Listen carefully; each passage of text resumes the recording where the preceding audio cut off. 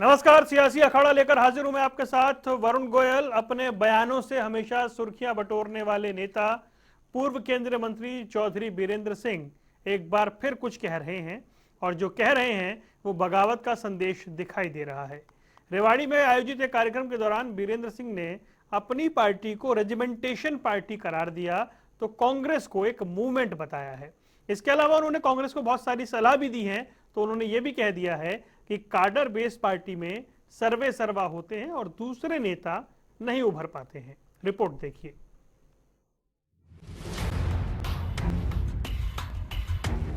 वीरेंद्र सिंह के बगावती बयान, अपनी ही पार्टी के नाम, कांग्रेस को भी निशाने पर लिया। चौधरी साहब ने क्या संकेत दिया? अपने बयानों से हमेशा सुर्खियां बटोरने वाले नेता पूर्व केंद्रीय मंत्री चौधरी बीरेंद्र सिंह एक बार फिर बगावती संदेश दे रहे हैं।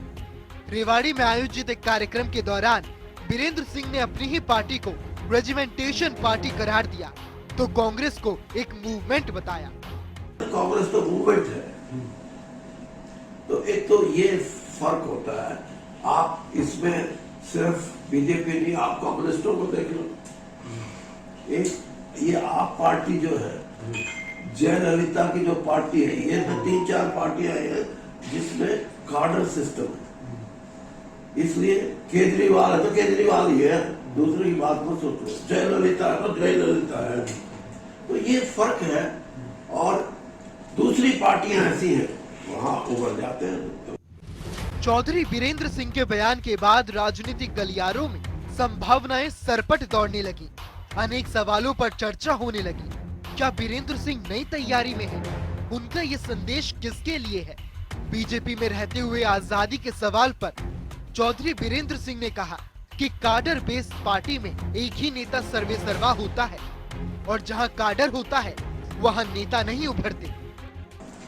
पहले तो ये बताओ कि काडर बेस्ड पार्टी और एक ऐसी पार्टी कांग्रेस जैसी जिसमें काडर नहीं होता, ये दोनों में बड़ा भारी अंतर है। काडर बेस्ड पार्टी ज्यादातर रेजिमेंटेड होती है,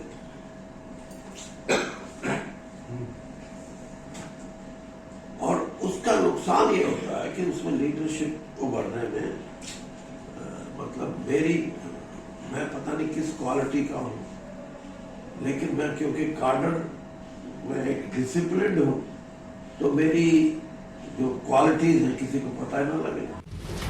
सवालों के जवाब देते हुए बीरेंद्र सिंह ने कांग्रेस को लेकर भी बहुत कुछ कह दिया। उन्होंने कहा कि यूपी और बिहार की तरह हरियाणा में अभी कांग्रेस मरी नहीं है, मगर पार्टी ने सब कुछ भूपेंद्र सिंह हुड्डा को सौंप दिया। उनको पूरी पावर देने से कांग्रेस उठेगी या और गिरेगी, ये पार्टी को खुद सोचना चाहिए। लेकिन आज की लीडरशिप अगर डिसिसिव होती है तो कांग्रेस उभर सकती है। डिसिसिव ना होना कांग्रेस की सबसे बड़ी कमजोरी है, और उसी कमजोरी का पहला शिकार इंद्रजीत है, दूसरा शिकार मैं हूं हरियाणा के संदर्भ में। बीरेंद्र सिंह के बयान राजनीतिक गलियारों में चर्चा का विषय बने हुए हैं, और बदलाव के संकेत भी नजर आ रहे हैं। सवाल ये भी, क्या बीरेंद्र सिंह कोई बड़ी पारी खेलने की स्क्रिप्ट तैयार कर रहे हैं या नहीं? न्यूज डेस्क, जनता टीवी।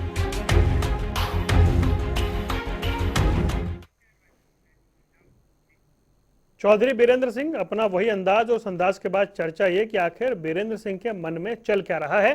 चर्चा करेंगे। कई खास मेहमान हमारे साथ जुड़ गए। रमन मलिक, भारतीय जनता पार्टी के प्रवक्ता, हमारे साथ जुड़े हैं। आपका बहुत बहुत स्वागत है। डॉक्टर राकेश गर्ग हमारे साथ जुड़ गए हैं, कांग्रेस के प्रवक्ता हैं, आपका भी स्वागत है। सुखबीर तंवर आम आदमी पार्टी का पक्ष रखेंगे, वो भी हमारे साथ जुड़ गए हैं। और शंभू भद्रा राजनीतिक विश्लेषक हैं, वो जुड़ गए हैं।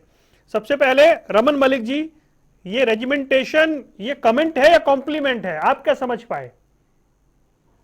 मेरे हिसाब से तो ये कॉम्प्लीमेंट ही है, क्योंकि मैं हमेशा बार बार ये बोलता हूं और इसको समझना जरूरी है कि अन्य पार्टियों में दलों के नेताओं के एक समूह को दल बना के पेश करा जाता है। जैसे जब तक राव इंद्रजीत जी, चौधरी बीरेंद्र सिंह जी, ये लोग जब कांग्रेस में थे, तो इन दोनों के अलावा कैप्टन अजय यादव, जो चौधरी हैं, वो शैलजा है, सुरजेवाला है, और धर्मवीर है, बाकी जितने हैं सारे, ठीक। ये सबका अपने अपने दल छोटे छोटे होते थे, ये नेता थे, इनके के काडर होते थे, उनके जमावड़े को वो कांग्रेस पार्टी बोलते थे। आज भी कांग्रेस पार्टी हुड्डा साहब की जमावड़े का एक दल है, वो उनके काडर का दल। ऐसे ही चाहे वो आम आदमी पार्टी ले लें, उसके सुप्रीमो अरविंद केजरीवाल हैं। आप किसी और पार्टी को ले लीजिए, इस देश में सिर्फ 2 पार्टियां ऐसी हैं सिर्फ जिसके अंदर लोकतंत्र अभी जीवित है, और एक भाजपा है, दूसरा वामपंथी है। वहां पे भाजपा में आप दोनों जगह ये नहीं बता सकते कि अगला अध्यक्ष कौन होगा, आप ये नहीं बता सकते कि ये दल का नेता है या इस नेता का ये दल है। हमारे यहाँ पे जिसको ये कार्य दे दिया कि इस बारी इस सभा से, इस पंचायत से, इस पक्ष से, इस पक्ष से कमल के फूल आप उठाएंगे, क्योंकि चुनाव कमल का फूल लड़ता है, उसको पकड़ने वाली एक ड्यूटी दी जाती है, वो ड्यूटी आपकी है। कितना उनका होता है, आज जो यहाँ है कल वापस नहीं आ रहे होंगे, ये भी पार्टी में होता है। 30 साल एक्सपीरियंस किसी का होता है, पोस्टर लगाने का दलील में शायद होता है। अमित शाह जी को देखिए, शिवराज चौहान को देखिए, मोदी जी को देखिए, मनोहर लाल को देखिए, हर एक ने हर तरीके काम करें। यहाँ कोई विद राजा साहब आता है ऐसा नहीं है। नहीं रमन मलिक, लेकिन देखिए नहीं रमन जी, बात क्या है कि उन्होंने, आप तो कह रहे हैं कि ये कॉम्प्लीमेंट है, लेकिन जो उनके हाव भाव थे, उन्होंने अपने होठों की ओर इशारा करके कहा, फिर उन्होंने कहा कि ऐसे में नेता उभर नहीं पाता है, कांग्रेस को वो मूवमेंट बता रहे हैं। तो आप इसे कॉम्प्लीमेंट मान रहे हैं, लेकिन मुझे ये टिप्पणी लग रही है। मेरे को तो ये लगता है कि ये चश्मा है साहब जी, इसको तो मैं हरा रंग कर दूंगा तो हरा दिखेगा, भगवा कर दूंगा भगवा दिखेगा, और काला कर दूंगा तो कुछ नहीं दिखेगा। तो कौन से रंग का पहना हुआ ये बता दीजिए। अभी तो ट्रांसपेरेंट ही है साहब। नहीं, अपना नहीं, आपका नहीं पूछ रहा, आपका दिख रहा है स्क्रीन पे, मैं चौधरी साहब का पूछ रहा हूँ। साहब का भी वैसे ही है। मैं आपको एक चीज अभी बताता हूं जो आप समझ लेना चाहिए कि ये जो पार्टी है इसके अंदर एक सिस्टम बड़ा क्लियर है, हर एक के रोल डिफाइंड है, हर रोल हर कार्यकर्ता के लिए काम और हर काम की पद्धति है। ठीक, अगर किसी को इस पे विशुद्ध रूप से चर्चा करनी होगी तो मैं आपको बकायदा इसके ऊपर सारे बात बताऊंगा कि क्यों आप होते हैं। बड़े बड़े नेता जो 30 साल 40 साल राजनीति में रहे होते हैं, उनका प्रशिक्षण शिविर क्यों होता है, कैसे उसको समझाता है, नहीं उस पर फिर कभी चर्चा कर लेंगे, के बराबर बनाया जाता है, ये सारा इसमें होता है। इसमें कोई भी व्यक्ति विशेष कोई जगह नहीं है, विचार क्षेत्र की सारी जगह है। ठीक है, मैं आता हूं आपके पास। डॉक्टर राकेश गर्ग के पास चलते हैं, फिर शंभू भद्रा जी के पास। डॉक्टर राकेश गर्ग, ये वो नसीहत तो कांग्रेस को भी दे रहे हैं, हालांकि वो कह रहे हैं कि जो यूपी बिहार में हाल है वैसा नहीं है, हरियाणा में कांग्रेस मरी नहीं है, लेकिन वो बता रहे हैं कि कांग्रेस की स्थिति क्या है। तो एक तरह से नसीहत तो आपको भी दे रहे हैं, या आपको भी सुर बगावती दिखाई दे रहे हैं? वरुण भाई, जो आज चौधरी वीरेंद्र सिंह का बयान जिसके ऊपर आप ये डिबेट चला रहे हो, देखिए राजनीति में टाइमिंग का बड़ा महत्वपूर्ण होता है। संडे को कांग्रेस का शीर्ष नेतृत्व रामलीला मैदान के अंदर एक बहुत बड़ी महंगाई के ऊपर रैली आयोजित करता है। इससे 3-4 महीने पूर्व जो चौधरी उदय भान जी हमारे प्रदेश के नेतृत्व का कमान संभालते हैं और चौधरी भूपेंद्र सिंह हुड्डा जी के नेतृत्व के अंदर पूरी कांग्रेस एकजुट नजर आती है और कांग्रेस के अंदर बम्पर ज्वाइनिंग का दौर चल रहा होता है। ऐसे समय के अंदर चौधरी वीरेंद्र सिंह जी का ये बयान रैली के तुरंत बाद आना, और मैं सिर्फ विषय के ऊपर रहूंगा वरुण भाई आज, और रैली का आप ये जो कल चौधरी वीरेंद्र सिंह जी का बयान है, उन्होंने सबसे पहले ये कहा कि भाजपा एक काडर बेस्ड पार्टी है, रेजिमेंटल पार्टी है, यहाँ नेता नहीं पनप सकते। जो बात हम पहले दिन, यानी कि यहाँ सिर्फ एक ही नेता है, आदरणीय प्रधानमंत्री नरेंद्र मोदी जी, जो आज सर्वे सर्वा बने हुए हैं, बाकी कोई नेता इस पार्टी में नहीं उभर सकता। हमारे ऊपर परिवारवाद का आरोप लगाने वाली भाजपा आज पूरी तरह से व्यक्तिवाद की राजनीति कर रही है। सिर्फ एक व्यक्ति के इर्द गिर्द पूरी भाजपा और उसकी राजनीति चलती है। दूसरी तरफ उन्होंने कहा, चौधरी वीरेंद्र सिंह जी ने कहा, जो आपके अभी शब्द है, कि हरियाणा के अंदर चौधरी भूपेंद्र सिंह हुड्डा जी के नेतृत्व में अभी कांग्रेस जिंदा है। नहीं, ये नहीं कहा उन्होंने, नहीं कर रहा हूं, ये नहीं कहा उन्होंने, सुनिए वरुण भाई, मैं करेक्ट कर वरुण देता भाई हूं। सुनिए। नहीं नहीं नहीं सर, ये कहा ही नहीं उन्होंने। आप बोलोगे मैं करेक्ट कर, हालांकि मैंने सुनवाया है, आप बोलेंगे मैं ठीक कर दूंगा। मैं ठीक, मुझे बोलने दीजिए वरुण भाई। एक एक शब्द का मतलब है। उन्होंने कहा है कि यूपी और बिहार की तरह कांग्रेस मरी नहीं है।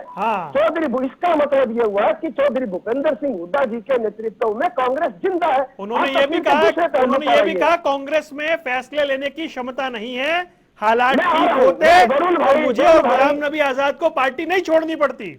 वरुण भाई, मैं जो चारों बातों का विश्लेषण पढ़ रहा हूँ, सिर्फ 1 मिनट का।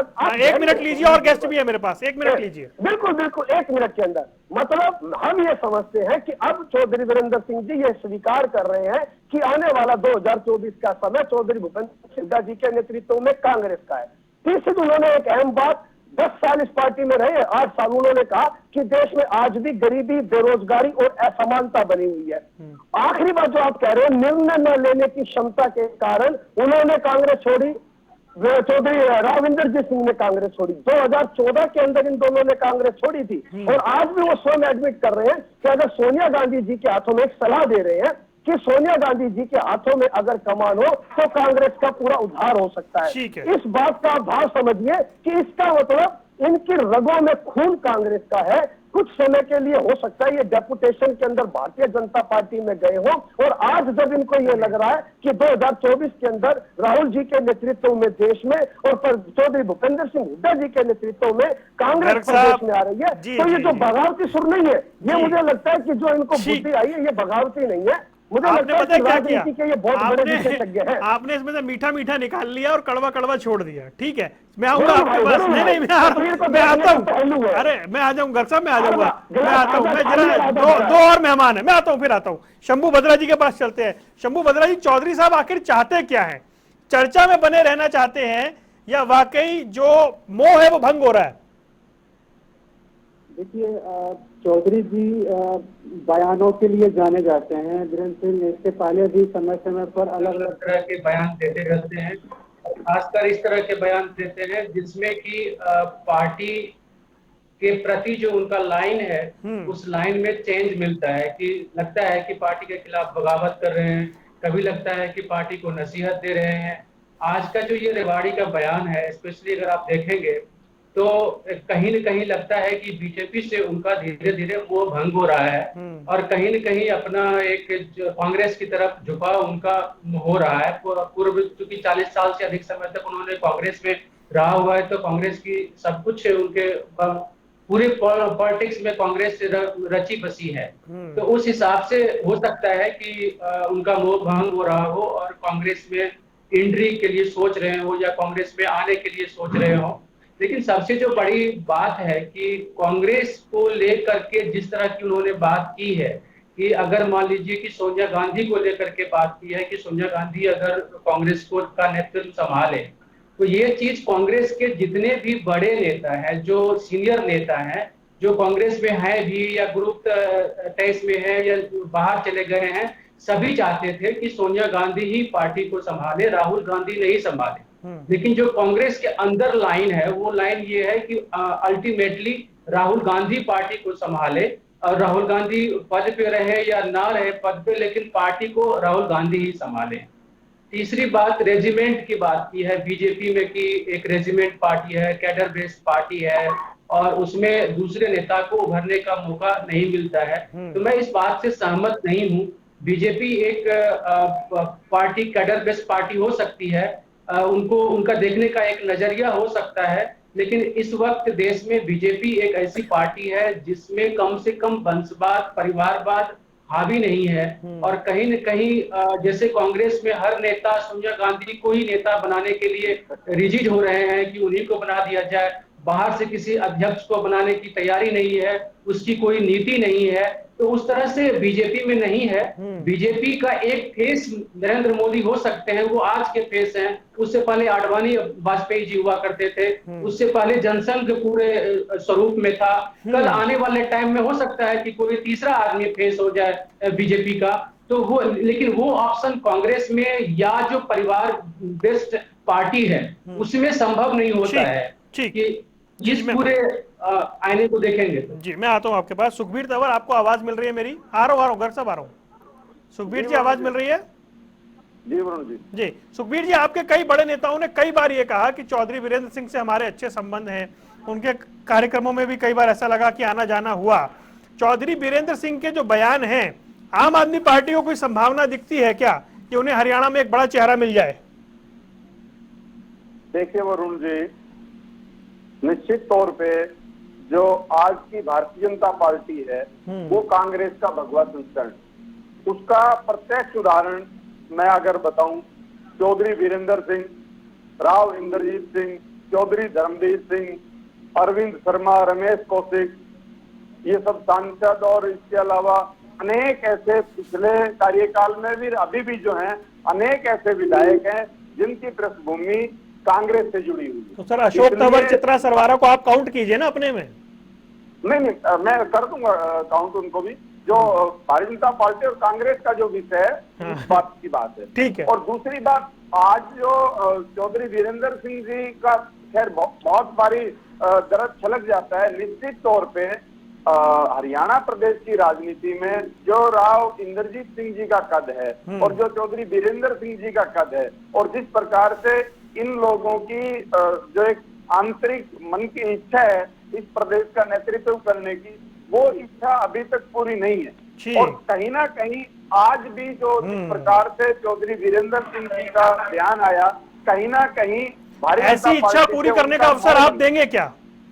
नहीं, मैं आपके सारे सवालों का जवाब दूंगा। आप एक बार मुझे मेरा पूरा करने दे, उसके बाद हर कंप्लीट कीजिए सर।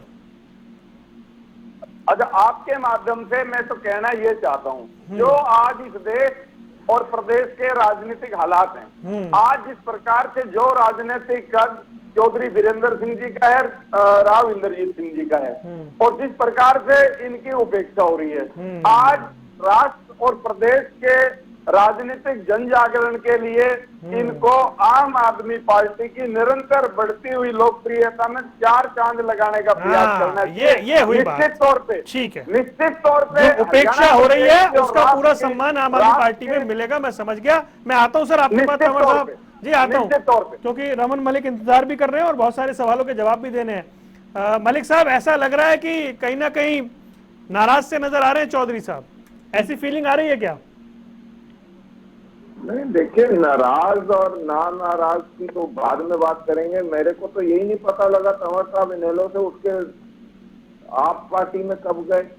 अरे रमन मलिक जी अपनी एक लाइन सुनते जाओ, कहीं की ईंट कहीं का रोड़ा, भानुमति ने कुंडवा जोड़ा। आपके कौन है? अभी मैंने 5 लोग बताए ना। सुखबीर जी आऊंगा आपके पास। अच्छा सुखबीर जी आऊंगा, एक एक करके। आप ही कुछ भी बोलना। अरे सुखबीर जी मैं आता हूँ आपके पास। आप बता दो ना इनमें। सुखबीर जी मैं आता हूँ आपके पास। तंवर साहब मौका दूंगा आपको मैं। तंवर साहब, सुखबीर जी मैं आऊंगा आपके पास। रमन मलिक, इनके पास वक्तव्य कुछ ठीक है नहीं है जी, हमेशा इसी प्रकार की भाई 2-3 बातें निकलकर सामने आई। सुखबीर जी आता हूँ मैं आपके पास। सुखबीर जी मैंने तो आपको बधाई देनी थी भाई। आप बधाई देने का तो लेकिन जो आप कहना चाह रहे हैं, मैंने बता दिया, कहीं का रोड़ा, भानुमति। ठीक है तंवर साहब, ठीक है तंवर साहब प्लीज, मैं आऊंगा आपके पास। जी तंवर साहब मैं आऊंगा आपके पास, रुके 1 मिनट। रमन मलिक ये बताएं भाई, जो बातचीत हो रही है उससे ऐसा लग रहा है कि लंबा उनका जो 30-40 साल उन्होंने कांग्रेस में बिताए हैं, धीरे धीरे उनको लग रहा है या फिर झुकाव उस और हो रहा है, ऐसा राकेश गर्ग का ही मानना है और शंभू भद्रा का ही मानना है? देखिए, मेरे को ऐसा लगता है कि चौधरी साहब का वो बयान जो उन्होंने अमित शाह जी के साथ बैठ के दिया था, मिल के दिया था, जितने भी मेरे समर्थक हैं, मेरे जो लोग मेरे साथ कांग्रेस छोड़ के आए और वो सारा, कि मैं आज ये बोलता हूँ कि मैं यहाँ आया हूँ और अंतिम समय तक यहीं रहूंगा। पार्टी के अंदर विभिन्न समय पे अपने पक्ष रखना कोई अन्याय नहीं है, और उन्होंने कोई ऐसी बात नहीं कही जो इनडिसिप्लिन वाली बात, क्योंकि बड़े से बड़ा नेता, चाहे वो उमा भारती जी जैसा बड़ा नेता हो, उसको भी इनडिसिप्लिन करने की पार्टी में इजाजत नहीं है। वैसे ही उन्होंने कोई इनडिसिप्लिन की बात नहीं करी, उन्होंने बिल्कुल एक यथार्थ जो बात है वो करी। इसमें क्या गलत बात है? हम फौज की तरह डिसिप्लिन है, और ये वो लोग हैं जो फौज के ऊपर भी सवाल उठाते हैं, तो हमारे ऊपर सवाल उठा दिए घूम फिर के, तो उसमें कौन सी बात है? उसमें नेता उभर नहीं पाते, ये भी तो कहा उन्होंने। देखिए, अपने आप बढ़ता है, जिसको जो काम दिया जाता है वो अच्छे से करता है, उसके बाद उसकी नेचुरली उसके जो कार्य क्षेत्र में वृद्धि होती है, कुछ ना कुछ आगे बढ़ता रहता है। आपको याद करा दूं कि एक अमित शाह वो भी थे जो आज से लगभग 30-40 साल 35 साल पहले पोस्टर लगा रहे थे और दरी बिछा रहे थे। एक मनोहर लाल जी वो भी थे जिनको जो हरियाणा प्रदेश के संगठन महामंत्री होते थे, और उसके बाद बिना कार्यभार के कितने ही साल रहे, अपनी जीवनी जी, नौकरी करी, सब कुछ करा, लेकिन उसके बाद जब पार्टी को लगा कि इन्होंने पार्टी के लिए काम करा हुआ और पार्टी को के प्रगति के लिए इनका अलग अलग पद पे रहना अनिवार्य है, तो उन्होंने वहां से उन्होंने प्रगति देते गए, वो मुख्यमंत्री बन गए। मैं तो आज ये पूछना चाहता हूँ कि वही सवाल जो इतने सारे वो एक दल एक व्यक्ति वाले, चाहे वो इनेलो हो, चाहे वो आम आदमी पार्टी हो, कांग्रेस हो, मैं एक ही सवाल पूछता हूँ कि आम आदमी पार्टी से तो बहुत बड़ी उम्मीदें थी कि जी ये जनता की पार्टी है, आम लोगों की पार्टी है, तो मेरे को आज ये बताया जाए कि वो कुमार विश्वास जो संस्थापक थे, ये योगेंद्र यादव, ये एडमिरल रामदास थे, वो सारे वो किस लिए बाहर गए? क्योंकि अरविंद के खिलाफ बोला। अगर सुप्रीमो के खिलाफ बोलोगे तो आप बाहर जाओगे। तो यही पद्धति जो है, यही दर्शा रहे हैं कि ऐसे संगठन जो नेताओं के दल हैं, जिनमें नेताओं का काडर रह जाता है, उसके अंदर नेता नहीं पनप पाते दूसरे। ठीक है, मतलब ऑल इज वेल है ना, कहीं कोई दिक्कत नहीं है। चौधरी साहब के बयान के कोई दूसरे मतलब ना निकाले। ठीक है, ठीक है, जिसको मतलब निकालना है उसको मैं मना नहीं करूंगा, निकालो। ठीक है, और अपने ख्वाबों में लड्डू भी बनाओ, उसको खाओ भी। ठीक है, शुगर हो जाए तो उसके लिए दवाई भी खाओ। ठीक है। गर्ग साहब, आपने 4 बयानों के आधार पर बहुत कुछ असेस कर लिया, लेकिन मलिक साहब कह रहे हैं कि ये कल्पना की उड़ान है, हकीकत नहीं है ये। वरुण भाई, सारी डिबेट के अंदर 2-3 सवाल उभर कर आए हैं, पहले मैं एक बार उनके उत्तर दे दूं, सिर्फ 1-2 मिनट का समय दे दिया करो जी। सबसे पहले जो हमारे भाजपा के प्रवक्ता मलिक साहब बोल रहे हैं, कुमार विश्वास का एग्जाम्पल देकर बोल रहे हैं कि भाई वो शीर्ष नेतृत्व के खिलाफ आवाज उठाई और वो पार्टी से बाहर कर दिए गए। मैं ये पूछना चाहता हूँ कि 2014 के अंदर लाल कृष्ण आडवाणी जी, मुरली मनोहर जोशी जी और जो तमाम बड़े नेता थे, क्या उन्होंने आपके खिलाफ आवाज उठाई थी? जो 2014 के बाद मार्गदर्शन मंडल के नाम बनाकर उनको नेपथ्य में डाल दिया गया और उनकी आपने अनदेखी कर दी। दूसरी बात, आप कह रहे थे कि यहाँ व्यक्ति हावी नहीं है, हमारे यहाँ कोई मोतीलाल वोरा नहीं है, हमारे यहाँ कोई मोतीलाल वोरा नहीं होगा। मेरे बड़े भाई निवेदन है, ये जो चीज है ये आपके यहाँ होती है, हमारे यहाँ प्रवक्ता है, सुनिए ना वरुण भाई इनको कहिए। नहीं सर, मैं यहाँ से प्रयास ही कर सकता हूँ। मलिक साहब आज एक मिनट बात कंप्लीट कर ले, मलिक साहब बात कंप्लीट कर ले। वो एक मिनट लीजिए गर्ग साहब, एक मिनट लीजिए, और भी गेस्ट हैं जी। भाई जब दूसरे बोल रहे होते हैं बिल्कुल चुप रहता हूँ, लेकिन जब मैं बोलता हूँ तो आक्रमक सब कर देते हैं। जो एक दूसरी बात ये कह रहे थे कि कमल के निशान के ऊपर यहाँ व्यक्ति बनते हैं, यहाँ व्यक्ति का व्यक्तित्व नहीं है। मैं मलिक साहब आपको याद दिलाना चाहता हूँ, भाजपा जब जब सत्ता के अंदर आई है, व्यक्ति के चेहरे को आगे कर आई है। जब आपने कमल के निशान को आगे किया, भाजपा सत्ता में नहीं आई। आप अटल बिहारी वाजपेयी जी का एग्जाम्पल दे दीजिए या नरेंद्र मोदी जी का एग्जाम्पल ले लीजिए। जब आपने इनको प्रधानमंत्री का चेहरा डिक्लेयर किया, आप जब सत्ता में आए आप भारतीय जनता पार्टी या कमल के फूल के निशान को आगे करके नहीं आए हो। और जब हमारे शंभू भद्रा जी बोल रहे थे, मैं सिर्फ 30 सेकंड में इनकी बात का भी जवाब दे दूं कि कांग्रेस पार्टी के अंदर परिवारवाद है। शंभू जी बड़े सम्मानित आप राजनीतिक विश्लेषक हैं, मैं सिर्फ चंद 30-20 सेकंड के अंदर भाजपा का परिवारवाद आपके आगे रख देता हूं। सिर्फ 3-4 एग्जाम्पल है। अमित शाह जी गृह मंत्री है, उनके सुपुत्र जयसाल जी बीसीसीआई के सेक्रेटरी है। राजनाथ सिंह जी डिफेंस मिनिस्टर है, उन्हीं के सुपुत्र पंकज सिंह जी एमएलए है। देवेंद्र प्रधान जी पूर्व मंत्री रह चुके, उन्हीं के सुपुत्र धर्मेंद्र प्रधान जी पेट्रोलियम मंत्री है। मेनका गांधी जी एमपी है, उनके पुत्र राहुल गांधी जी एमपी है। सुनिए सुना रहे हैं आप? अगर नहीं भाई देखिए, नहीं आप लिस्ट सुना रहे हैं, ठीक है, अच्छी बात है, लेकिन सोनिया गांधी 2 दशक तक अध्यक्ष रहती हैं, फिर राहुल गांधी अध्यक्ष बनते हैं, राहुल गांधी के बाद फिर सोनिया गांधी अध्यक्ष बनती है। सवाल इस पर उठते हैं। मैंने वरुण भाई आप अलग से सवाल कीजिए, आपके प्रश्न का उत्तर देता हूँ। जो शंभू जी ने प्रश्न किया था, मैं पहले उनका ठीक है, नहीं कंप्लीट किया, 1 मिनट हो गया आपका। जी मलिक साहब काउंटर कर रहे हैं। 1 मिनट रुक जाइए, मलिक साहब बोलिए, 1 मिनट रुक जाइए। राहुल जी की मम्मी 2 दशक तक रहती हैं। हाँ वही कह रहा हूँ मैं। सोनिया जी के पुत्र रहते हैं, फिर रॉबर्ट जी नहीं सर, आप कहाँ जा रहे हैं? नहीं रुक जाए, नहीं मलिक साहब प्लीज, आप तो बहुत इसको दिलचस्प बना देंगे।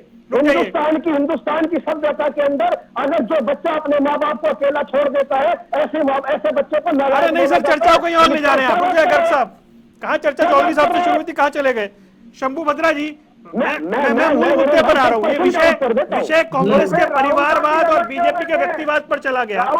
रुक जाए नहीं प्लीज सर, व्यक्तिगत कमेंट ना करें किसी पर। शंभू भद्रा जी, शंभू भद्रा जी, क्या ऐसा लग रहा है कि चौधरी साहब को ऐसा लगता है कि वो कांग्रेस को नसीहत देंगे तो उससे कांग्रेस में कोई फर्क पड़ेगा, या बीजेपी के लिए जो बात वो कह रहे हैं उससे बीजेपी में कोई फर्क पड़ेगा? जो बात वो कह रहे हैं उसका वजन है क्या?